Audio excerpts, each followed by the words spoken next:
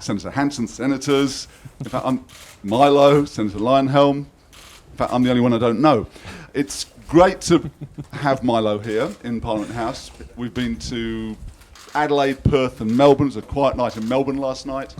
And we're in Sydney tonight, Sydney tomorrow night, Gold Coast on Thursday. Yes. And it's the format for the event. Milo and Senator Leyonhjelm will have a chat. Hopefully you'll be able to hear. And then you get to ask questions. And you can ask any question you like, Milo says. So, without further ado, Alan Jones says that Milo Yiannopoulos is unapologetically one of the most clear-thinking minds in the world today, which is a great endorsement from Jonesy. Senator Leyonhjelm is the first Libertarian politician elected to the federal parliament. Single-handedly, he has opened up the discussion on what it means to be a libertarian, approaching issues not from a right or left perspective, but from the position of personal choice, liberty, and smaller government. Please would you put hands together and welcome both Milo Yiannopoulos and Senator Leyonhjelm.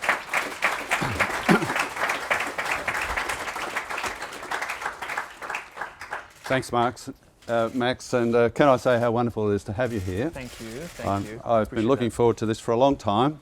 We have a limited amount of time. This is Parliament House, and Parliament doesn't stop even for famous visitors. So we're going to get right down to questions. I will ask a few questions and then we'll open it up to the audience to ask Milo some questions as well. My first question is, as you heard, I'm a libertarian, and some people have described you, Milo, as a libertarian, but others have described you as conservative. Which do you think is more accurate, and why would you say that? Well, probably the big distinction between most people under 40 these days isn't so much... Probably the big distinction these days between people isn't so much left-right as whether we agree that other people know... The microphone, where's Max's Do we microphone? have some sort of amplification? I can stand and yell, but it's very unattractive. Where's the microphone Max was using? Isn't it? Mm. Shall we stand and bellow? Yeah, I think we we'll should stand and bellow. We'll stand and bellow. Oh no, look what I've done again. What a useless person I am. Can somebody pick that up for me? Thank you so much. They have. Bad enough trying to get me banned. Now they want me to be silent when I am here. There we go. Let's try that. Perfect. All right. The big distinction between young people today is not whether you're left or right. It's whether you are a believer that the state knows better how to live your life than you do.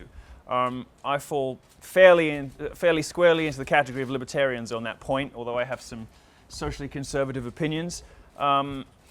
My fans and the young people who are rejecting politics in general fall into that camp too. They don't believe that the state should be telling us what language we can use, what books we can read, what TV stations we should be watching, what opinions we're allowed to have without consequence in public life. I certainly don't believe that. I don't expect anyone who comes to my shows to leave indoctrinated or brainwashed. I would like for them to leave my shows feeling like they can speak more freely in whatever direction that is. And politicians on both sides have had a pretty bad track record of allowing people to be, do, and say anything. So in that respect, I suppose I'm fairly close to you in being a libertarian.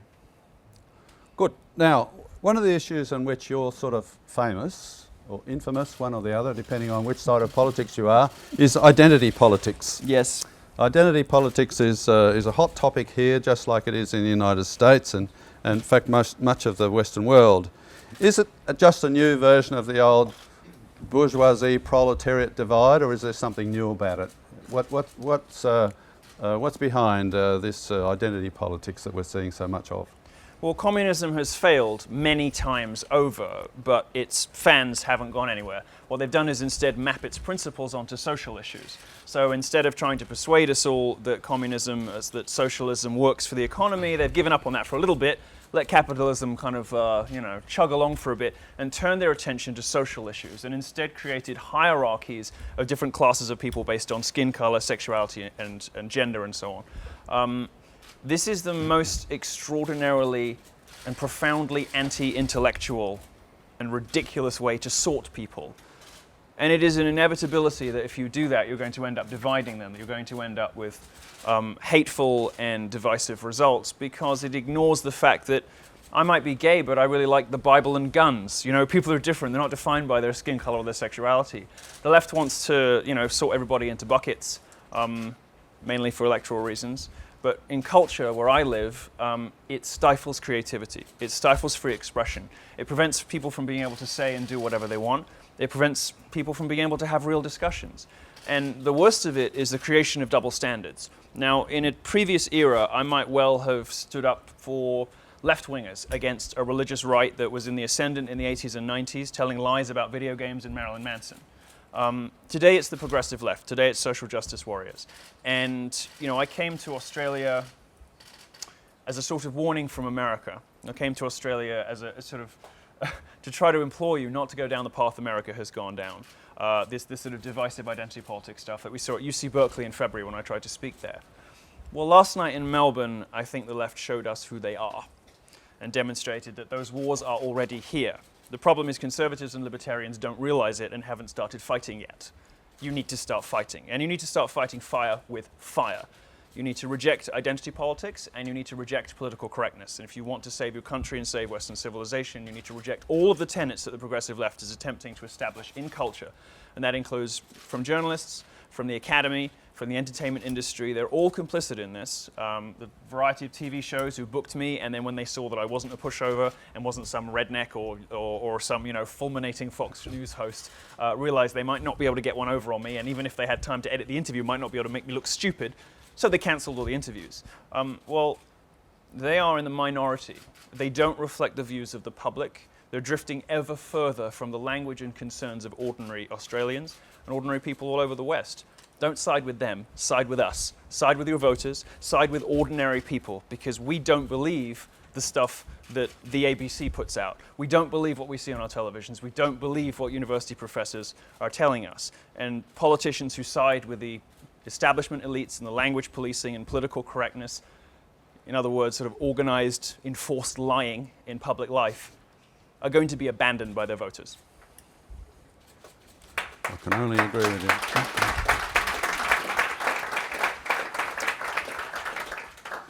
When feminism first became popular, many men agreed on the basis of equal pay for equal work. But that's largely been achieved now, and many women are abandoning feminism. What's happening to feminism and to those who stick with it? Well, we should be enormously proud of the advances that women have made in the West. They now have equal access to education, equal access to the workplace. They get paid the same for the same work. A female Harvard economist attempted to establish the existence of a wage gap last year and failed to do so. When you take in women's different educational choices and different preferences, and the fact that they have to have children, which is an inescapable biological reality, the wage gap narrows to almost nothing, a couple of percent.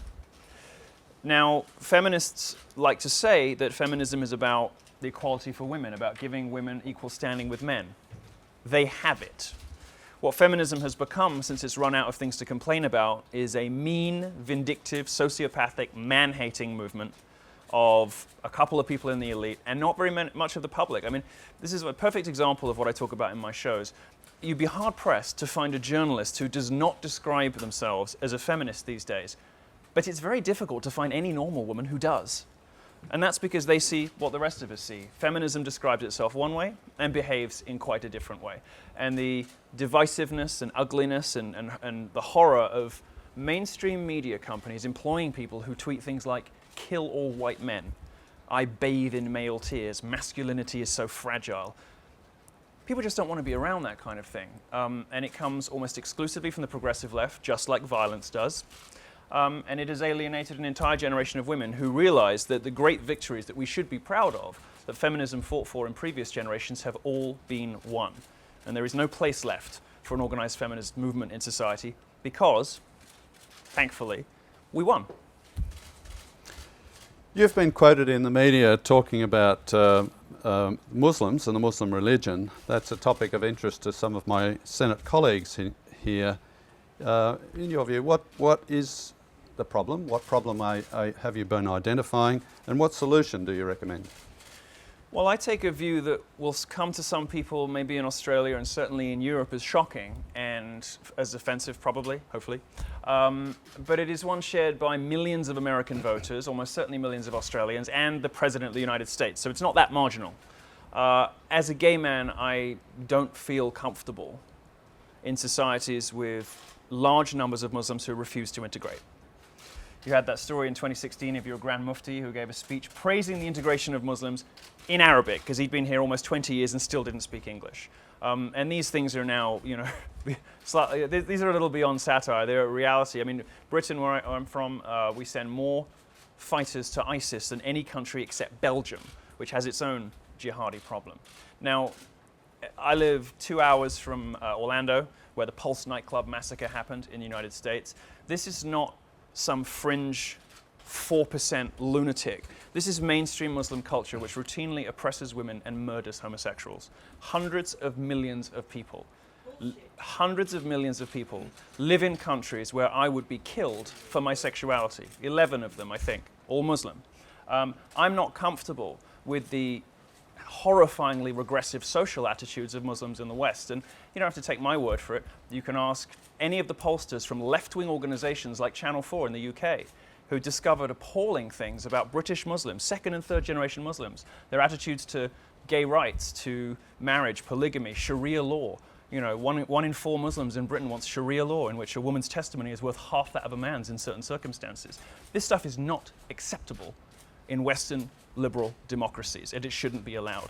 And if our new friends from the Middle East refuse to integrate, they shouldn't stay here. I don't find that to be a particularly controversial position, but apparently it is. One final question from me.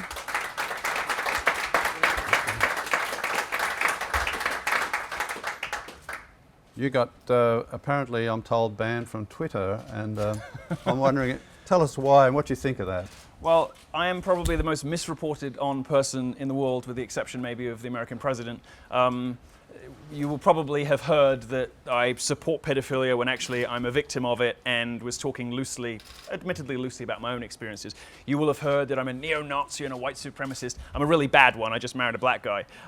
You will have heard that I got banned from Twitter for inciting a racist hate campaign against the actress Leslie Jones. What you won't hear is that I wrote a review of Ghostbusters defending her and saying what a shame it was that she was expected to play a sort of minstrel role in the movie, and what a pity it was that black women were forced into these stereotypical roles in movies, and wouldn't it be nice if she could have just been in the movie and been funny rather than had to do the sort of sassy black woman routine. Now, other people took that review and said mean things on Twitter, and I was blamed for it, but didn't do anything. Now, I make no apologies for making comments about her appearance. I think as a commentator, I should be allowed to comment on the appearance of other people in public life. I would ask those people who are incensed and outraged by my words, by my jokes, by my observations, by my repeating of readily establishable fact, what they plan to do if they're so angry about my words in response to the violence from the left last night in Melbourne. People throwing rocks at the police, beating each other up, beating up journalists. I see a lot of people complaining about my jokes about Aboriginal art, my jokes about feminists, my jokes about Muslim commentators on Channel 10. I don't see a lot of outrage from the left about these feral protesters attacking law enforcement, attacking journalists, and attacking innocent law-abiding citizens. So forgive me if I don't have too much patience for people virtue signaling and clutching their pearls about jokes I make that are supposedly so offensive when they are silent on the subject of rocks being thrown in the faces of police officers. Well, because of the acoustics in here, if you have a question for Milo, maybe come up here or something. Yeah, if you could actually call it out, and I will repeat it for everybody to hear. So, oh, okay, we found the microphone. Any questions? Is it? G'day. When you were interviewed by Kate Hopkins recently, Kate Hopkins. Yeah, she said that she would like to have a gay son, and you kind of got offended and pushed back on that. So why were you offended by that? I wasn't offended. I don't really have that bit of my brain, but I thought it was a pity she said so. I think she's just trying to be funny. I think she likes the idea of having someone to go shopping with. I don't like it when people in media, either to be funny or to communicate their own left-wing virtue, say that they would prefer to have gay children. Let me tell you, irrespective of homophobia, it is not a life you would choose for anybody. That's not because I'm self-loathing or have some kind of internalized hatred about my sexuality, but everybody who is gay must come to terms at some point with the fact that they can't create a child with the person they love in the ordinary way. Now, they may not articulate it precisely like that, but that's something that gay people have to come to terms with. It is an inescapable biological reality of existence. I find it weird and sad and uncomfortable and unpleasant that anybody would say they wish that on their own children. There's a gentleman in the middle there. Yeah. Hi, Milo. My name's Jason Ross.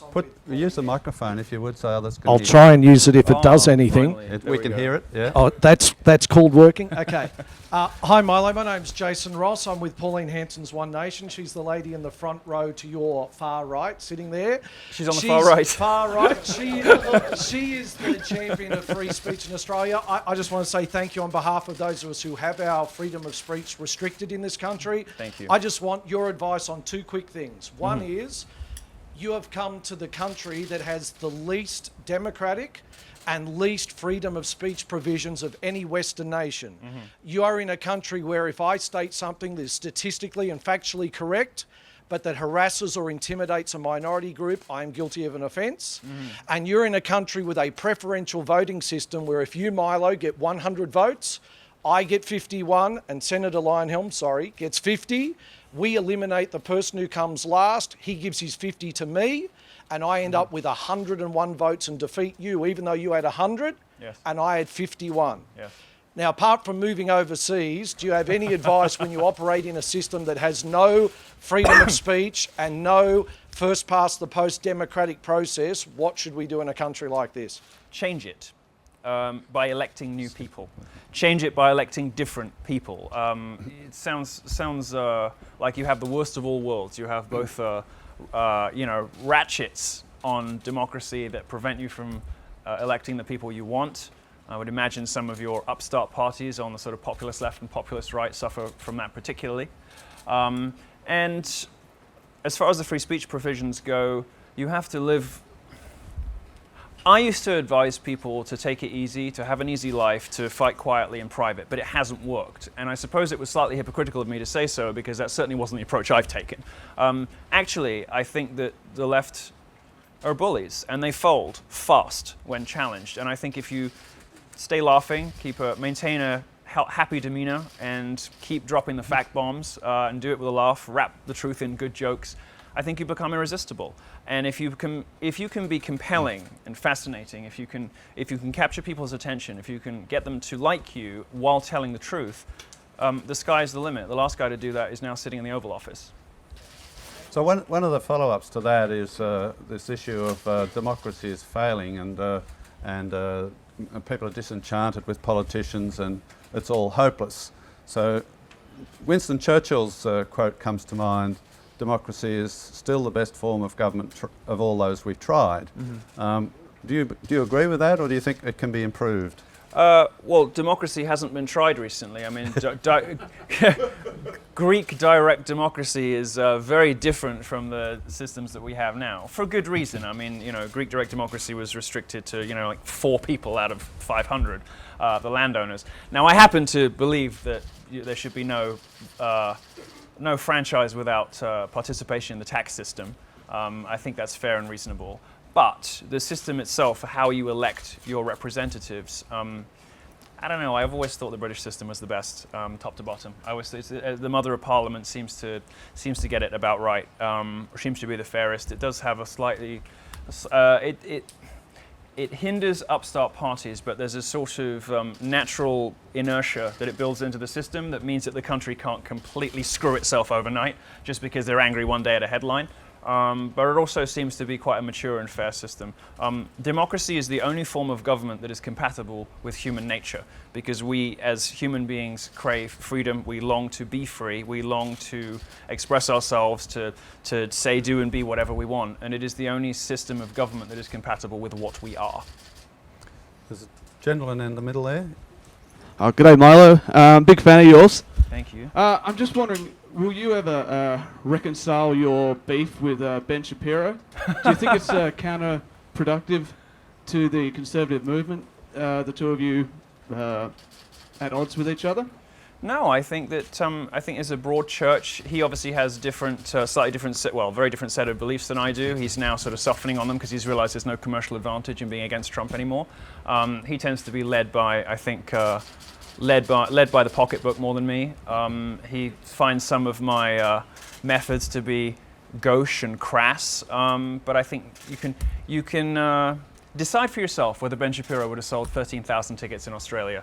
And you work out for yourself who's the more effective. I've reached out to him on many previous occasions. He's stopped talking to me now, which is fine by me.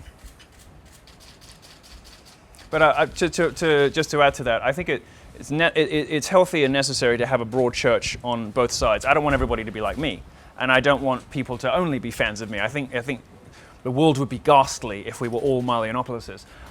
But it's healthy and it's nice to have a range of opinions even on your own side, and feuding can be fun. The gentleman here, yes. G'day, Milo. I'll just start off by saying thanks for coming here today. I think Thank you. We're getting a great deal of benefit out of this. Use the microphone, please. As a young conservative, I agree with a lot of things that you do say, but some of the things I don't agree with, so the feminism is cancer, comments such as that. Keep the microphone up to your mouth, please. You disagree with it because you think that the analysis that ultimately goes into it is wrong. You disagree with it because it sounds offensive because you don't like the sound of it, or are you sort of a third-wave feminist? Do you think the job's not done yet? Definitely not one of those, but I think my problem with it is that you do say some really good stuff, and I think there's a great deal we can learn from that and develop on. But I think some people might not take you as seriously as you should be by making some edgy comments such as that. So I just want to ask, why do you make comments like that, and what is the benefit in that? I mean, I keep getting asked this, and by good-natured people with their hearts in the right place. People don't take you very seriously. Enough people took me seriously to start hurling things at police officers. My audience takes me very seriously. I think millions of people take me perfectly seriously enough for me. If you want a commentary magazine or a National Review writer, you can go subscribe to The Ben Shapiro Show. If you want somebody who is a little more incendiary, a bit more fun, who likes to throw bombs and upset the left almost as much as the American president does, then come to me. I mean, it's a question of taste, I suppose. I certainly have not found the reach of my message limited, nor its effectiveness blunted by the way that I speak. Quite the opposite. Malcolm. Thank you, David. Malcolm Roberts is my name, Milo, and thank you very much for coming. I you. really appreciate the way you speak up and speak your mind. Perhaps you could discuss the similarities you may see between Muhammad's Quran, which is the basis for the Islamic ideology, and Hitler's Mein Kampf, which is the basis of Nazism. I'm actually being serious, Milo, because both of them espouse authoritarianism, control over people, and both are anti-Semitic. Well, I don't know. I mean, Hitler's book, which of course everyone should read, because we should read the very, very worst as well as the very, very best that has been thought and written. If we don't know the past, we are doomed to repeat it. And I think trying to get a window into a mind like that is probably a valuable thing to keep us all good, decent, and taking care of one another. It's a very bad book. I don't know really how to answer the question except to say there was obviously quite a lot of communion between a lot of Muslim countries and the Nazi regime, which is quite well known about now, largely centered on their mutual hatred of Jews, absolutely. That's certainly true. I don't know that the books themselves have very much in common. Certainly the authoritarian instinct, the desire to legislate how other people should live, is intrinsic to Islam. I mean, the word means submission to the will of Allah, and together with the Sunnah and the Hadith, it provides a much more prescriptive code for life than any other religion, and one that hasn't changed in hundreds of years, unlike every other world religion. So it's, in the sense that it claims for itself immutable truths, results in some very ugly things, and seeks to control the behavior of everybody else around it. I guess one book is quite like the other.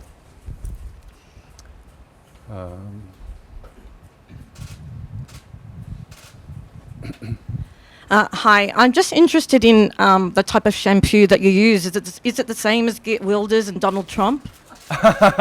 Well, I just use whatever's in the nearest Ritz-Carlton, which is where I live, because I get home about 2 or 3 days a month, so I don't know. You'll have to ask them what they have in the showers. I never notice. But I am fond of John Frieda Brilliant Brunette Satin Shine Finishing Cream, which if you have yesterday's hair, like I do today, and you want to spruce it up a little bit before a press conference, it works wonders. You'd have to try a lot harder than that, sweetheart.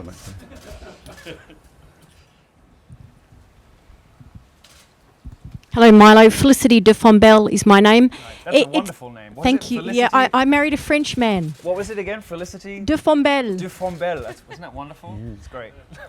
It seems to me, particularly in Australia, that social conservatives don't have a voice in the sense that they're not as well mobilised and not as well represented.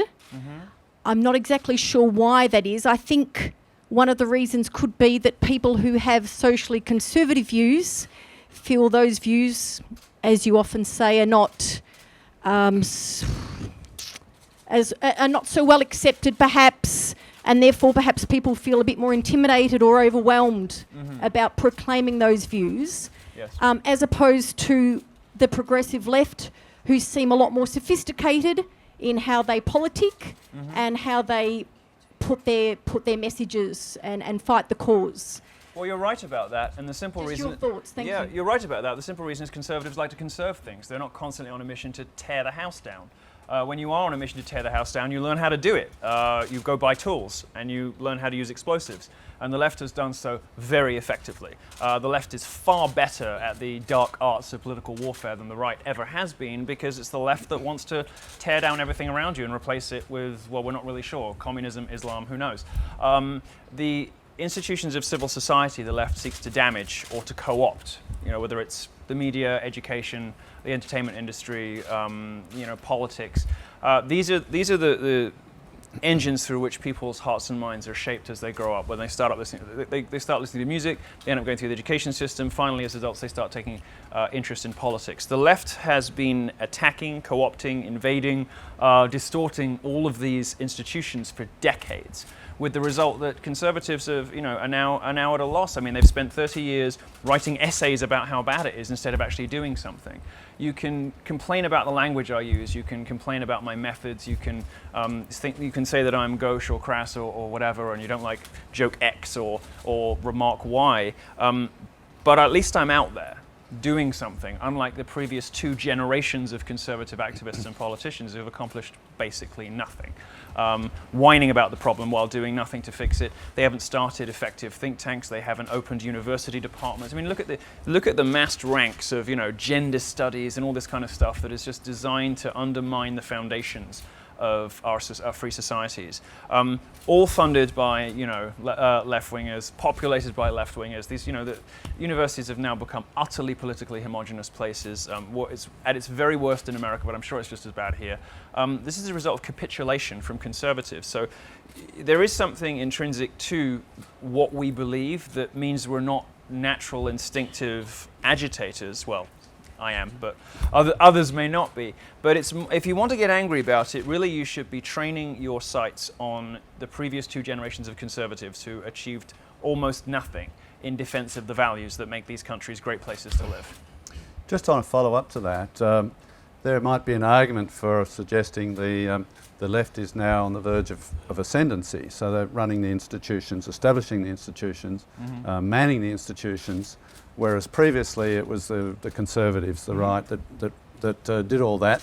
If that's the case, will there be a true role reversal so that the right become the insurgents instead of the left? Well, that's already happened in America. The Trump presidency is that happening, and the cycle is coming around to you next. 5-10 years, you'll get it too. This is what, have you ever noticed how comedians used to be so much funnier on TV and now they're sort of not? Well, the reason is that industry, like all other entertainment industries, is determinedly left-wing and refuses to go after its own. I mean, look at Saturday Night Live would not make jokes about Weinstein, and when asked why, the guy said, "Oh, well, he's a New Yorker. We don't go for our own." Trump comes from New York. This is nonsense. Comedians don't want to go for famous left-wingers, so they've completely given up on their historic responsibility to hold truth to power, and so, much more importantly, have journalists. So, it is inevitable when the control systems intended to check those in power are on the side of those in power, there's going to be some kind of grassroots populist nationalist rebellion. It exists here, it exists in the UK with Brexit, it exists in America. I would expect it to grow, but like all fires, will only grow if it's tended to and fed. So tend to it and feed it. Somebody in the middle there? Oh, hi there. Michael Koziel from the Sydney Morning Herald. You've obviously done a tremendous job in building up a personal brand. Thank you. You say the outrageous things, you wear the weird clothes and the dark glasses and all that. I'm wondering... Did you say weird? Well, loud. Something strange about Gucci. Not at all. But my question is... Is this Fairfax Media, by the way? Are you do you want... You feel free to elaborate on that. Could we go through some... No, we're not... Well, I mean, we'll laugh at you because you're ridiculous, but... No, you know what? Actually, ask your question first, and we'll deal with you in a minute. Well, my question is, do you can genuinely keep it back down. believe... Huh? Do you genuinely believe all the things that you claim to, or are you now essentially living out a caricature? Thank you to the lady in the middle for that nice question. If I didn't believe it, I wouldn't say it. There's no value to me, social, financial, or otherwise, in having the opinions that I have. I would be much wealthier, much happier, and much safer if I were a liberal. But I'm not. I've managed to carve out a career in spite. Liberal being a lefty. Oh, excuse me, sorry, yeah. American kind of liberal, not your conservative liberal. I'll leave that with you. No, I mean, it'd be much easier for me. I'd have a TV show by now if I were on the left, quite clearly. No, I mean, I don't say anything I don't believe. I don't deny for a second that I will say it in an amusing and provocative way because I'm a performer. You should probably go and have a word with Miley Cyrus about why she wears outfits and demands attention. You seem to be very upset about people in public life who have bigger profiles than you, who are able to reach people and shock horror shop at Gucci. Next. Milo, you've been banned from Twitter. Can you just comment on why you think that was the case? And more broadly, do you have a concern with private sector censorship and how it compares with public sector censorship? Great question. The reason I was... So the press in America and these social media companies work in tandem with one another. The press will gin up outrage about somebody to justify claims of hate speech or abuse or harassment, most of which means you disagreed with the left-winger. And then the social media companies will then ban you because they've created this groundswell of opposition to you with their friends in the left-wing press, sort of gullible idiots like Sydney Morning Herald. Having created that sort of groundswell of opposition to you on the left, they feel justified, like they can get away with being mean and terminating your contract or closing your account. Now, in my case, it was based on a lie, and they knew it was based on a lie, but they did it anyway. It's a great question because in America, something Orwell did not foresee was that private corporations would actually be the primary engines of censorship in the 21st century, not the government. The government is too slow and too incompetent in the era of social media to effectively censor anyone. You get these heavy-handed tactics from the police which are directed at public figures. In the UK, Katie Hopkins has been arrested I don't even know how many times, for using the wrong word in newspaper columns, or for calling Scottish people sweaty jocks, like anyone cares, like that's worthy of involving 11 police forces, and repatriating her from Australia. She was here.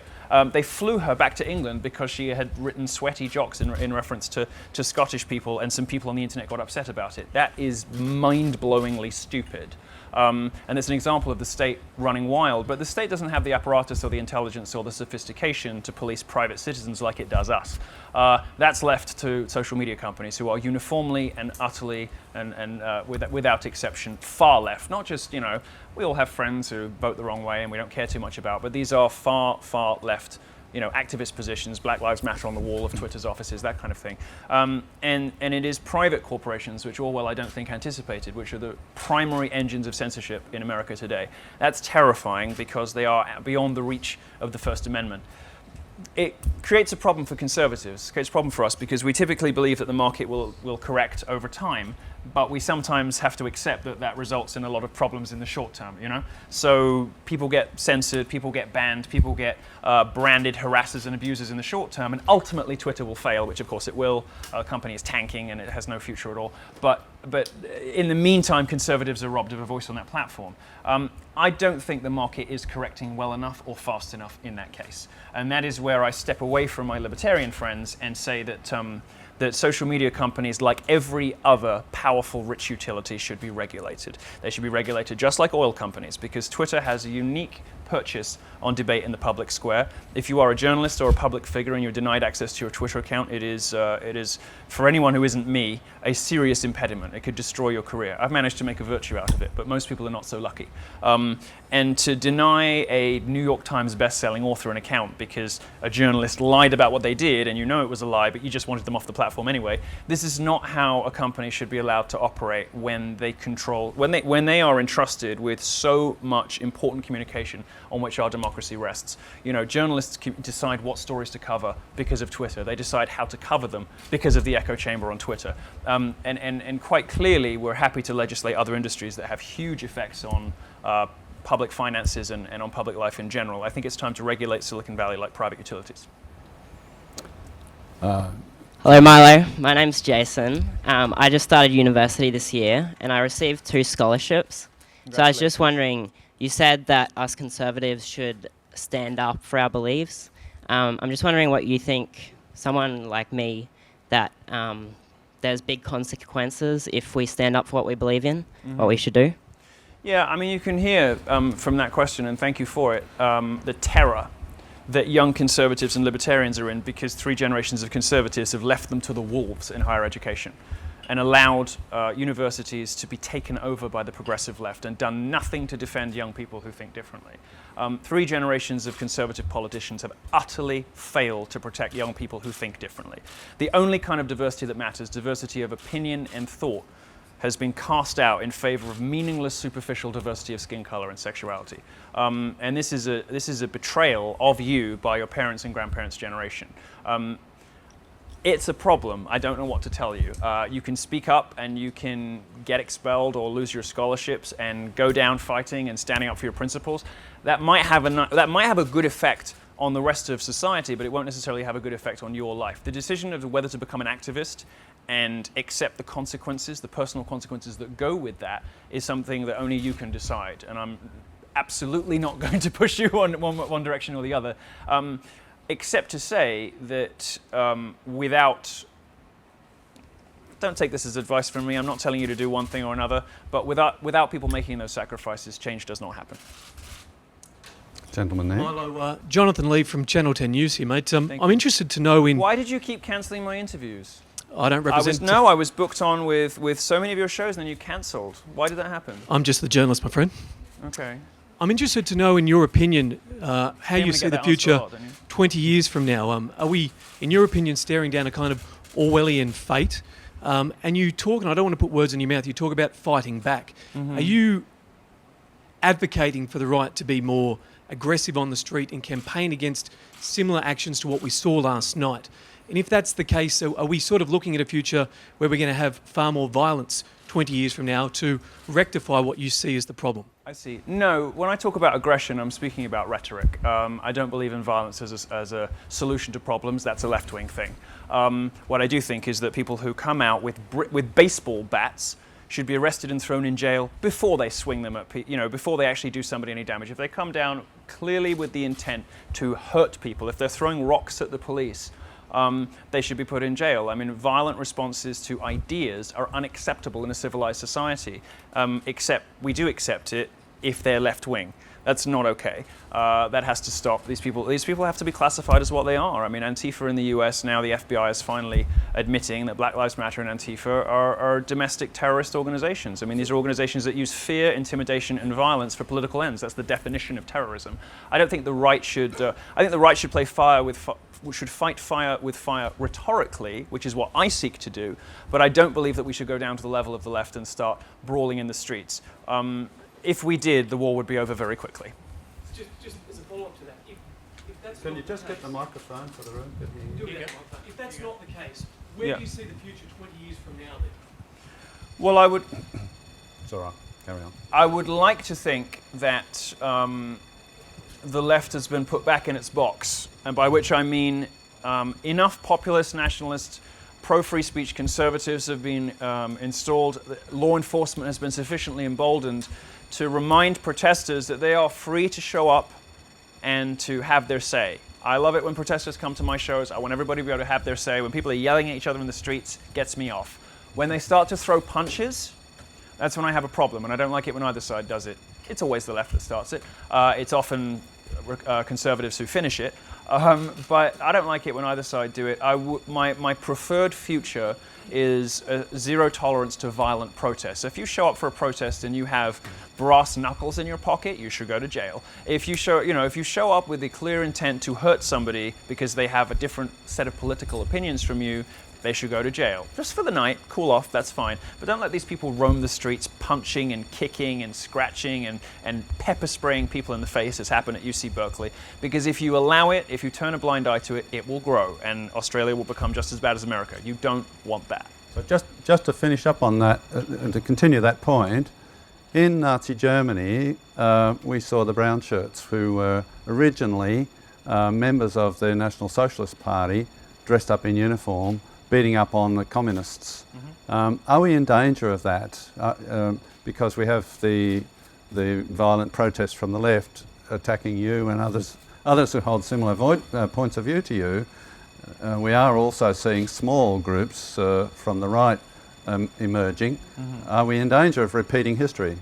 Well, you get a couple of sad rejects on the far right, the white nationalists, the losers, the white supremacist losers, who are minuscule in number, but the press is determined to pretend that they represent some uprising of repressed white nationalism that's just been waiting to burst out. That doesn't exist. There's a couple of thousand maximum total in America. They're irrelevant fringe losers. But on the left, you have vast armies of highly organized and well-funded violent activists. And although Antifa and Black Lives Matter are not branches of the Democrat Party, if you look at how they're funded, they might as well be. So I wouldn't go as far as Nazi brown shirts, but certainly there are inextricable links between, Antifa and Black Lives Matter and the Democrat Party, because they're all funded by the same people. So, G'day Milo, James here from SBS News. I just have a question about how you think young members of the alt-right in this country should best pursue their political objectives. And I wondered whether you could reflect on the rise of sort of anti-immigration groups like Reclaim Australia and the United Patriots Front. I think there are analogues in the United States.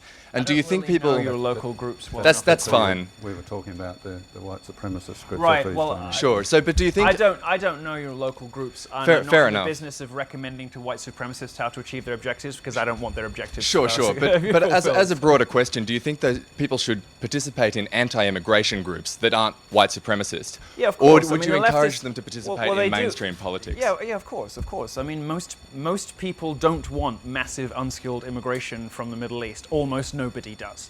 That is a immigration position that most of the population holds. The left is always going to call you a racist, so you should never shy away from expressing your opinions about different value systems, belief systems, the changing face of your country and all the rest of it, and you should be firm when people try to lead you down the alley of skin color. I guess the advice is don't be scared by allegations of racism, but by the same token, don't be a racist. For me, it's about ideas, values, and systems of government, about whether people are prepared to live according to our ways.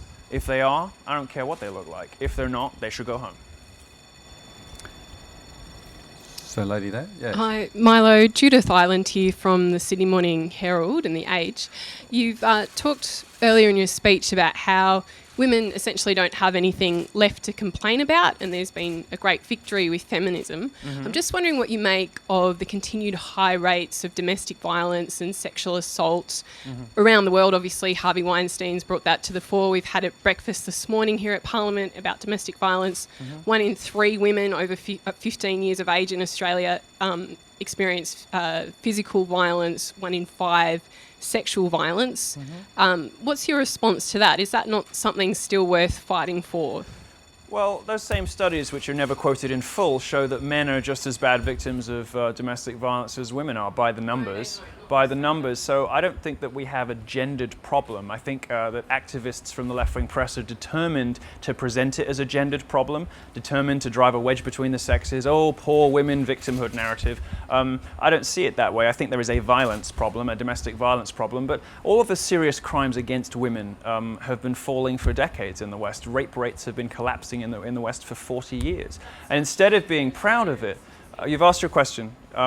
Instead of being proud of it, feminists pretend that there is now a rape culture on college campuses where 1 in 3 women is a victim of rape. They're not. To believe that, you would have to believe that college campuses are as dangerous for women as the Congo, where rape is used as a weapon of war.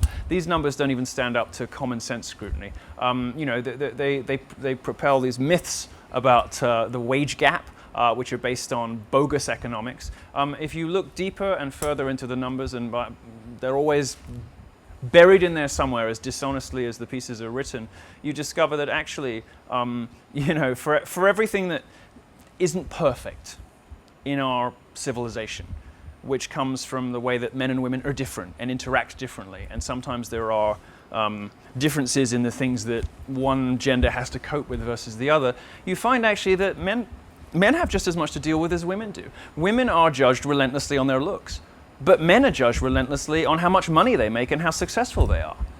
Women are... Excuse me, thank you.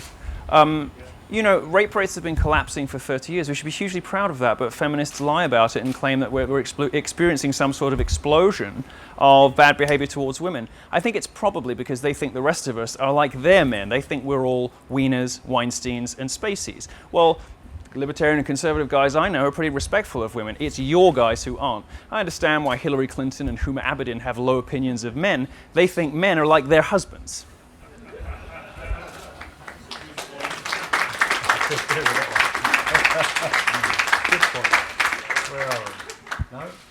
It's like I say in my shows, when someone describes themselves as a male feminist, you can start the clock on the rape charge.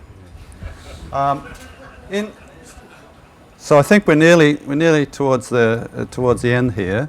If there are any last-minute questions, we'll allow, and I've got one to finish off with, and then we'll wrap it up. Sure. As the bells are going to go for the Senate in a few minutes. Scurry off, huh? Yeah, well, for a little while I'll be back. But yeah.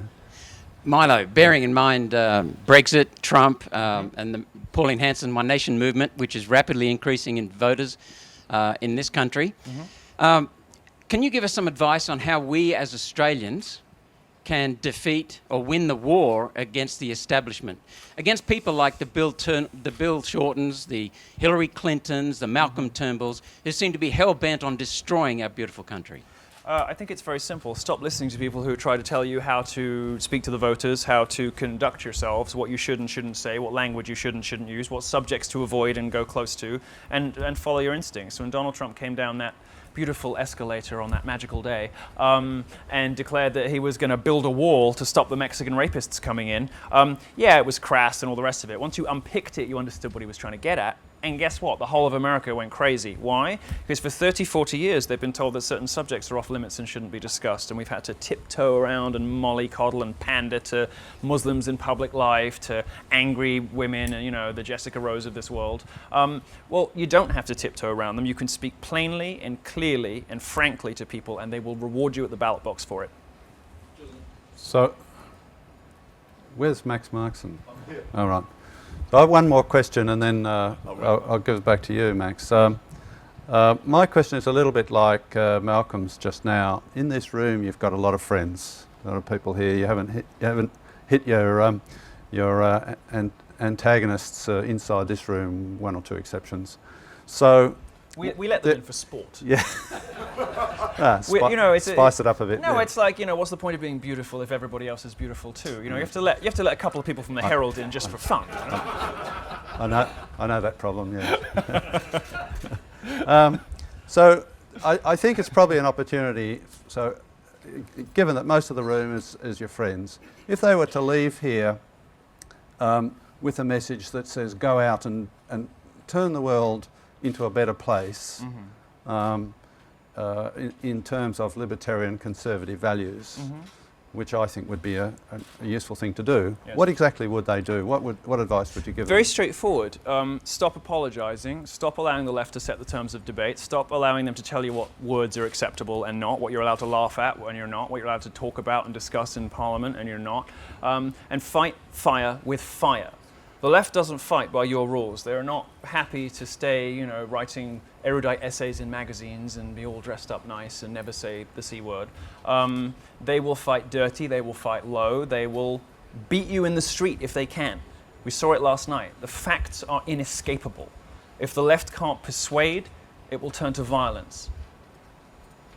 It's not suggesting that you should return the favor violently, but certainly in those circumstances where you have power to fight fire with fire in TV studios, in your parliament, and in the pages of your newspapers, take some names and take home some scalps.